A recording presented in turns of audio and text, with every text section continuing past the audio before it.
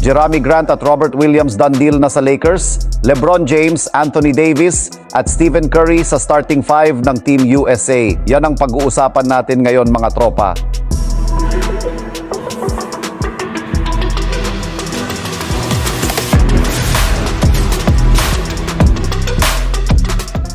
Ilang oras bago mag-umpisa ang unang game ng USA sa group stage laban sa Serbia, nagkaroon muna nga ang kanilang team ng final practice kung saan pinabayaan nga nila ang kanilang mga players na magkaroon ng individual practice upang makuha ang kanilang rhythm. Pero nagkaroon rin naman sila dito ng meeting para pag-usapan ang gagawing strategy. Sa ngayon, wala pa rin namang ibinubulgar si Coach Steve Kerr kung sino-sino ang magiging party ng official starting lineup. Nagpahiwatig na rin naman ito, nakasama pa rin si LeBron, Stephen Curry at Joel Embiid. Yes, mga tropa, hindi pa kasama dito si Anthony Davis sa first five gaya ng hinihiling ng mga fans. Ngunit huwag naman nga daw mag-alala dahil mismo si Steve Kerr na ang nagsabi ipagsasama-sama niya si LeBron, Davis at Stephen Curry sa crucial moments o minuto sa kanilang laban. Sa madaling salita, silang tatlo ang pasok na agad sa gagamiting closing lineup ng Team USA.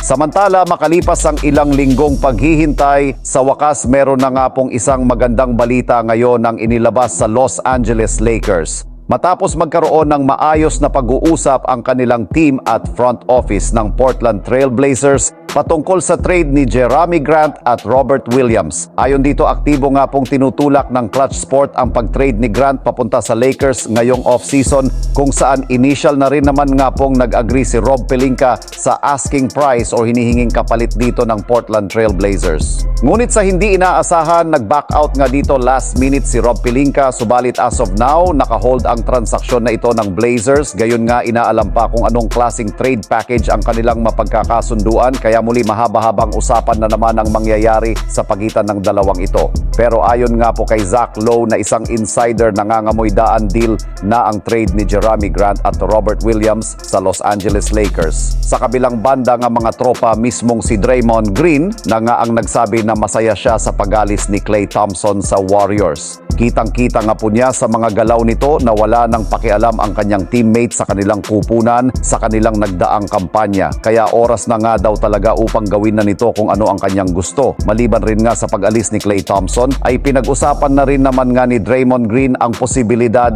na pag-trade sa kanya ng Warriors. Ayon nga dito, nananalingon na daw po siya ngayon na kung sakasakali man na daw po ani-trade siya ng GSW next season o sa mga susunod na taon, ay mas gusto nga niya na mapapante sa isang non-winning team kagaya na lamang ng Detroit Pistons, since maaari nga niya itong tulungan upang sa ganoon ay ma-in competitive na silang muli sa Eastern Conference.